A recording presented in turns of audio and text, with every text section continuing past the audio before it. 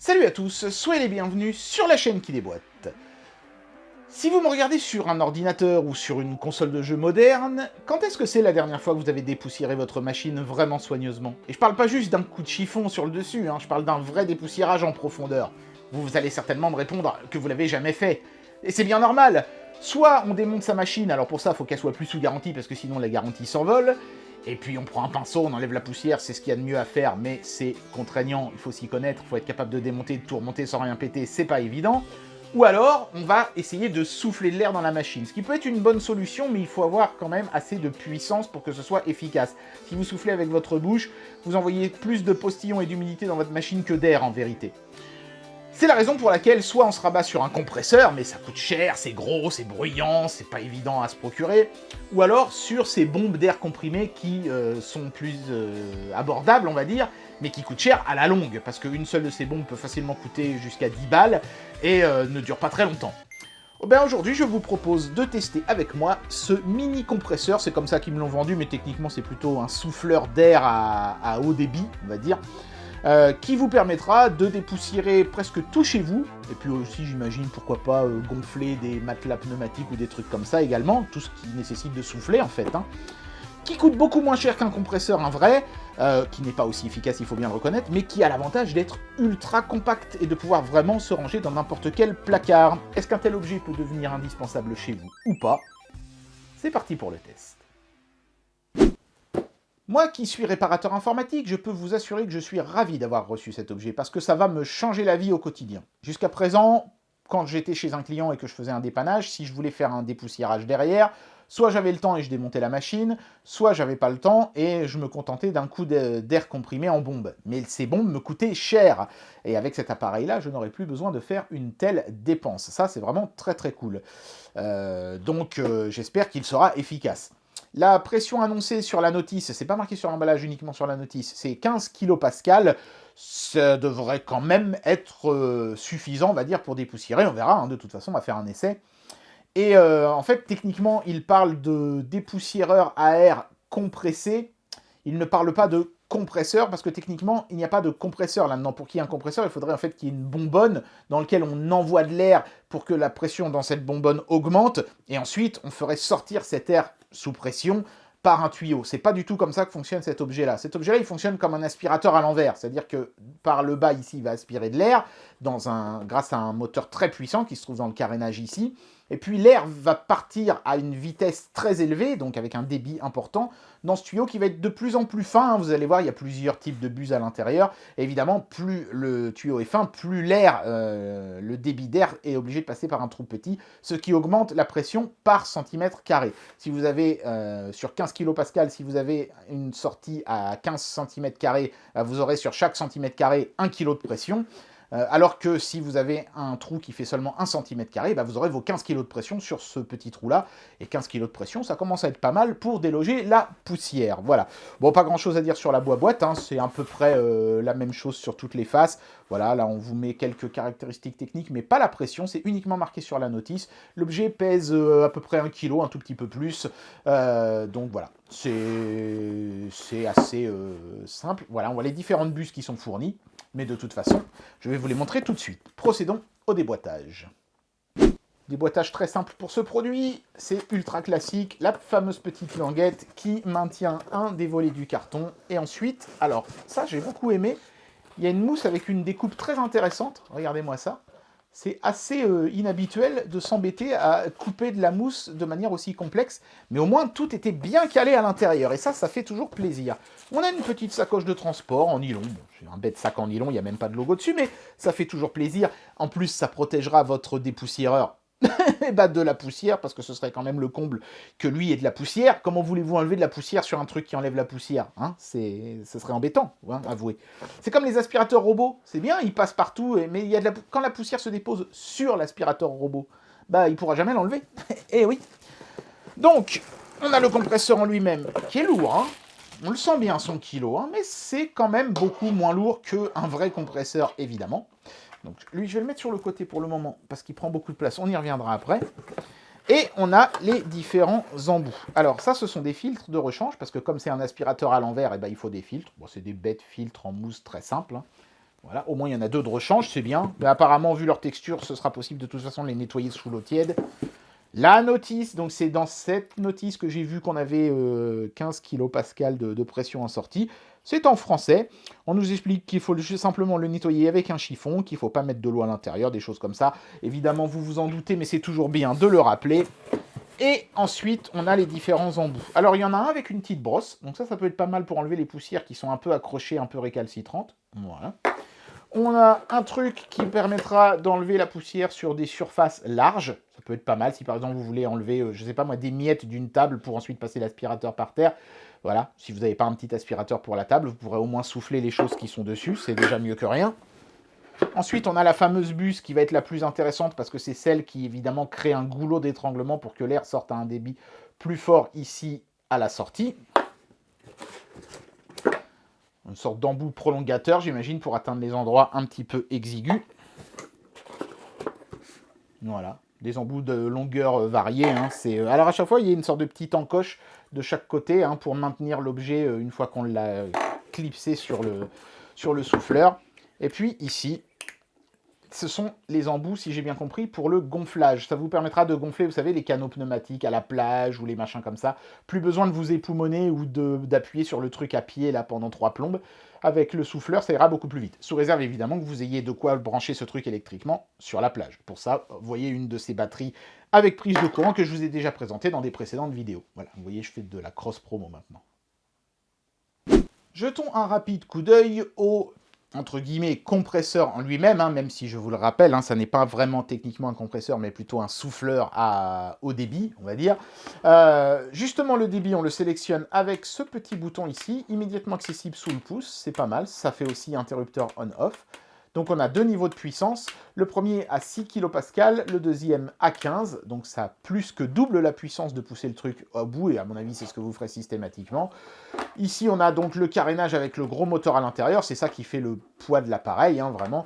Et ici donc l'exhaust, hein, l'endroit où l'air sera soufflé. Et l'air est aspiré par en dessous, à côté de cette énorme passe de quality check. Il voulait être sûr que vous l'ayez bien vu, hein, que ça a passé le quality check. On distingue ici le fameux filtre qui est juste glissé par en dessous. Il n'y a pas de truc à défaire pour le mettre ou l'enlever. On le pince et on tire dessus pour l'enlever, et on le reglisse entre les deux pièces de plastique.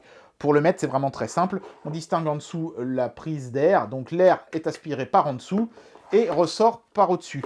Il y a quelques pieds ici qui permettent, j'imagine, de créer un petit espace quand on pose l'objet pour s'en servir de manière stable, on va dire. C'est-à-dire que lui resterait fixe et vous metteriez l'objet sur lequel vous voulez souffler devant et c'est lui qui bougerait. Je ne sais pas si c'est comme ça que je fonctionnerais personnellement, parce que vu que les pieds sont quand même pas très épais, je pense pas qu'il y ait énormément d'air qui puisse rentrer par en dessous quand vous vous contentez de le poser comme ça. C'est dommage, ça aurait peut-être mérité des pieds un petit peu plus épais. Je pense qu'il faudra vraiment prendre l'habitude de le tenir lui et de maintenir fixe l'objet sur lequel vous soufflez. Ce sera plus intéressant de fonctionner comme ça. Donc moi ce que je vais faire, c'est que je vais mettre vraiment la buse qui sort l'air dans le trou le plus petit qui existe. Donc ça se clipse comme ceci. On va entendre un petit clic. Voilà. Et ensuite ça tient bien. Je peux vous dire que pour l'enlever, il faut vraiment mettre de la force. Donc il ne risque pas d'être soufflé par la pression de l'air, ça c'est déjà un bon point. Et puis, écoutez, maintenant on va essayer de souffler sur quelque chose. D'abord sur ma main, tiens, on va voir si ça permet de voir vraiment le débit d'air. Et puis ensuite, j'essaierai de voir si j'ai pas un truc un peu empoussiéré à la maison sur lequel souffler. Voyons ça de plus près. Je découvre vraiment l'objet en même temps que vous, donc je n'ai absolument aucune idée du bruit qu'il va faire. Si vous portez un casque sur les oreilles, faites attention de ne pas vous transpercer les tympans. Bon, après, normalement, je pense pas que ce soit non plus beaucoup plus bruyant qu'un aspirateur, à vrai dire. Hein. Donc si je mets sur 1, voilà ce que ça donne.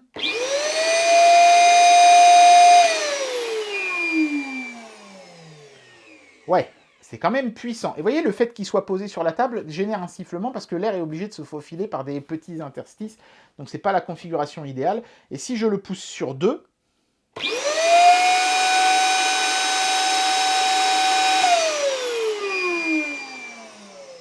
J'ai pas l'impression que ça fasse tellement plus de bruit sur 2. On va mettre les deux réglages consécutivement.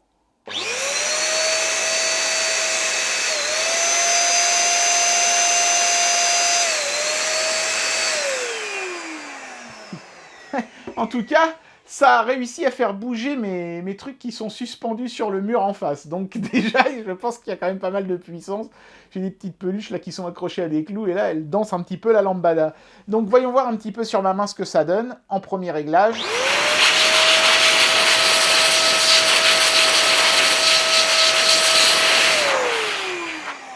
C'est quand même assez impressionnant hein, pour un machin aussi compact. On va le mettre à fond.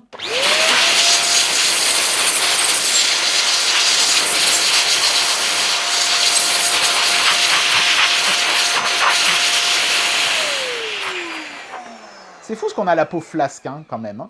Mais, waouh, ça marche vraiment, vraiment bien. Je suis très satisfait de cette première tentative. Maintenant, je vais essayer de voir ce que ça donne quand on essaye de dépoussiérer quelque chose. Voilà, donc je suis allé voir dans le tréfonds de mes pièces d'occasion ce que je pouvais trouver de plus poussiéreux. Et regardez-moi cette magnifique Alim. Je crois que ça devait être du Dell, ça. Ah non, du Compaq, pardon.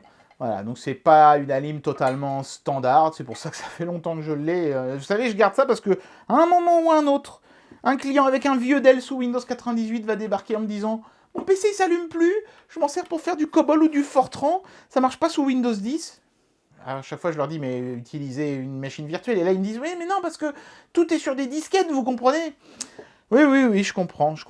Voilà. Donc, en fait, je suis obligé de garder des vieilles pièces pourries comme ça. Et cette Alim, manifestement, est très poussiéreuse. Hein. On voit bien sur le ventilo, ici, j'ai essayé de me rapprocher, mais on voit très bien que c'est dégueulasse. Voilà, donc ça devrait faire un dépoussiérage très intéressant. J'ai mis le spot de ma caméra, vous voyez, là je l'éteins, là je l'allume. Ça fait pas une grosse différence, mais ça devrait nous permettre de voir les poussières virevoltées s'il y en a. C'est pas dit, hein, parce que si ça se trouve, elle est tellement là depuis longtemps, la poussière, qu'elle est complètement collée à l'intérieur, et je pourrais pas franchement la déloger, mais justement, on va voir si, avec la pression que l'on a, la pression d'air, on arrive quand même à faire quelque chose avec ce truc-là, ou pas. Mais rien qu'en surface, déjà, elle est dégueulasse, cette Alim. Donc je vais tout de suite mettre au niveau de puissance le plus élevé, hein, on va pas y aller doucement avec ça, et on va voir ce que ça donne. Déjà en surface...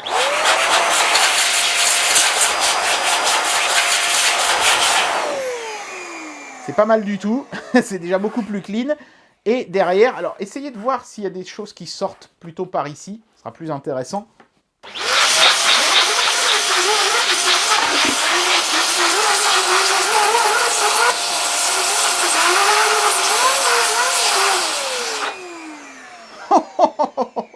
J'ai vu le gros nuage de poussière qui est sorti au début, puis il y a beaucoup de poussière sur ma table maintenant. C'est plutôt bon signe, ça veut dire que toute cette poussière n'est plus dans l'appareil, mais bel et bien à l'extérieur. Et si je regarde le ventilo, il en reste encore de la poussière, parce qu'elle est là depuis tellement longtemps qu'une partie s'est incrustée. Mais je vois quand même bien que les pales de mon ventilo sont déjà beaucoup plus noires. On voit beaucoup mieux le plastique sous la poussière qu'on ne le voyait avant. Et là, je n'ai fait qu'un nettoyage de quoi, une vingtaine de secondes à tout casser. Donc ouais, ça fait plaisir, c'est efficace. Et ça va vraiment permettre d'obtenir un résultat similaire, je pense, à ces bombes d'air sec qui coûtent une fortune. Donc c'est un objet qui tient ses promesses. Et ça, c'est bien. Bien voilà, donc je vais en arriver à la conclusion de cette vidéo et vous donner mon avis sur ce produit. Alors je ne teste pas la fonction gonflage de cet objet pour une raison très simple, je n'ai rien à la maison qui se gonfle. Je suis vraiment désolé. Le seul truc que j'ai de gonflable, c'est un matelas. Gonflable, on sait jamais, parce que vous savez, quand je peux avoir de la belle famille qui débarque de Hong Kong quand même en grand nombre et ne pas avoir assez de chambres, alors j'ai toujours un matelas gonflable pour les urgences comme ça.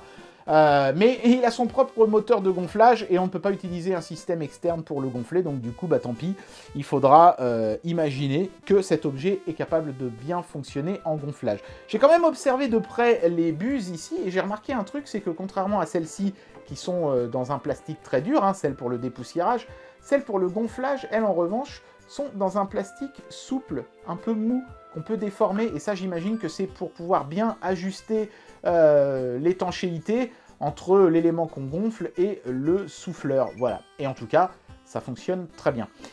Moi, si je devais faire un reproche à cet objet, mais ce serait vraiment le seul, je pense, parce que franchement, j'ai été bluffé par les performances de cet objet, c'est qu'il n'y ait pas un réglage plus faible encore. C'est-à-dire que déjà, en réglage 1, on a déjà tellement de puissance que si vous vouliez juste souffler sur quelque chose doucement, vous ne pourrez pas. C'est impossible. Ça souffle fort dès le premier réglage.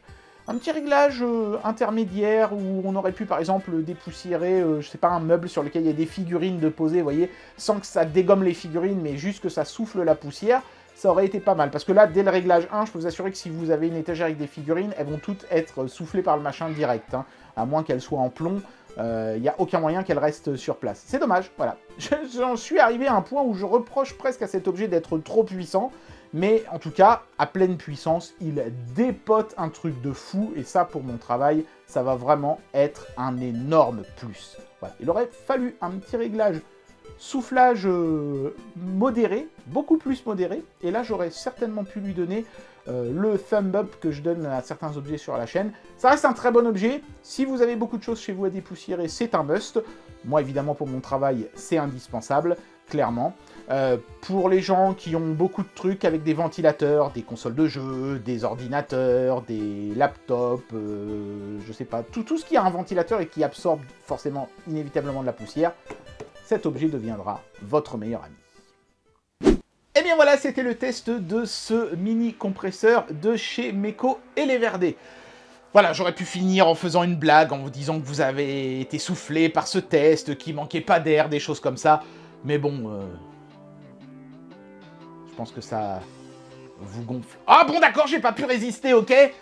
En tout cas, j'espère que cette vidéo vous aura plu. Et moi, je vous dis à très bientôt pour un prochain test. Allez, tchuss!